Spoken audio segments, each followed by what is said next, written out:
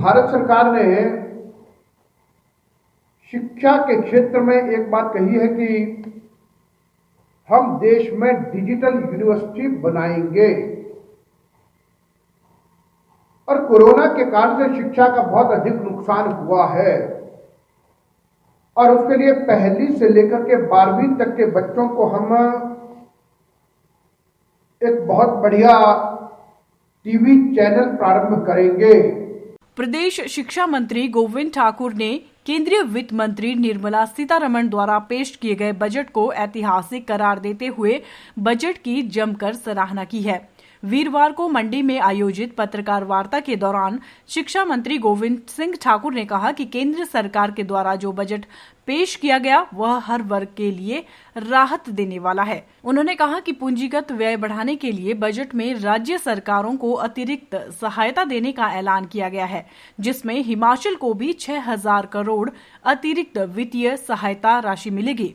उन्होंने कहा कि इस अतिरिक्त सहायता राशि के मिलने से प्रदेश में संचार सुविधा, सड़कें, हाईवे और एयरपोर्ट को लाभ मिलेगा। वहीं जल जीवन मिशन के अंतर्गत राशि को 60,000 करोड़ किया गया है। उन्होंने कहा कि केंद्र सरकार ने पहाड़ी राज्यों को देखते हुए पर्वतमाला परियोजना शुरू की है, जिसमें प्रदेश में पर्यटन को बढ़ावा देने के लिए रोप वे अच्छा साधन बन सकता है। साथ ही उन्होंने कहा कि प्रदेश सरकार हिमाचल में जल्द ही शिक्षकों के 4,000 पद भरने जा रही है। इसी वर्ष एनटीटी की नियुक्ति भी करेगी। शिक्षा मंत्री ने कहा कि वित्त मंत्री निर्मला सीतारमण ने केंद्र सरकार के पेश किए गए बजट में डिजिटल यूनिवर्सिटी की बात भी कही है। उन्होंने कहा कि कोरोना महामारी के कारण शिक्षा के क्षेत्र में बहुत नुकसान हुआ है। भारत सरकार ने बजट में ई कंटेंट लाने का ऐलान किया है, जिसके तहत पूरे देश में पहली से 12वीं कक्षा के बच्चों के लिए टीवी चैनल शुरू किए जाएंगे। गोविंद सिंह ठाकुर ने कहा कि पढ़ाई के टीवी चैनल शुरू होने से बच्चों को गुणात्मक शिक्षा मिलेगी। बजट वास्तव में विकासोन्मुखी है, वास्तव में दिशा देने वाला है और समाज जीवन के हर वर्ग और हर क्षेत्र के कल्याण के लिए बना है। और इस बजट में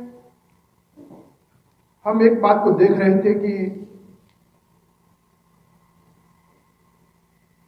जो पूंजीगत व्यय बढ़ाने के लिए राज्य सरकारों को जो एक अतिरिक्त केंद्रीय सहायता जो दी जाती है वो बढ़ा करके 10 गुना कर दी गई है और जिसके कारण से हिमाचल प्रदेश को भी अतिरिक्त केंद्रीय सहायता 6,000 करोड़ रुपए की राशि प्राप्त होगी और इसके कारण से रोड नेटवर्क है, एयरपोर्ट्स हैं, संचार के साधन हैं, हमारे हाईवेज हैं, इन सब चीजों के लिए बहुत अधिक लाभ मिलेगा। और इसमें हिमाचल प्रदेश के लिए जो विशेष एक बात रहेगी, ऐसे और भी पहाड़ी राज्यों के लिए और जिसमें सबसे अधिक लाभ हमको मिलेगा, पर्वतमाला परियोजना प्रारंभ की गई है। क्योंकि हम सब एक बात को भली प्रकार जानते हैं कि पहाड़ों में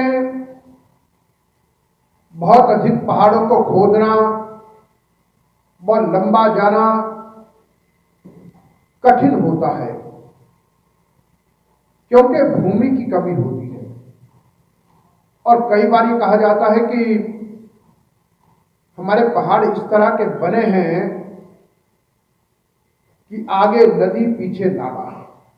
अनेक प्रकार की कठिनाइयां सड़क नेटवर्क को बनाने में आती हैं और उस सब में पहाड़ों में चाहे वो पर्यटन की दृष्टि से है, चाहे आवाजाही की दृष्टि से है, एक बहुत अच्छा हिमाचल प्रदेश में रोप वे का नेटवर्क हो सकता है और आसमान पर बढ़ने की हमारे पास असीमित गुंजाइश है, उसमें भी हमको लाभ मिलेगा। फेसबुक पर पोलस्टार हिमाचल का पेज लाइक करें और यूट्यूब पर हमारा चैनल सब्सक्राइब करना ना भूलें।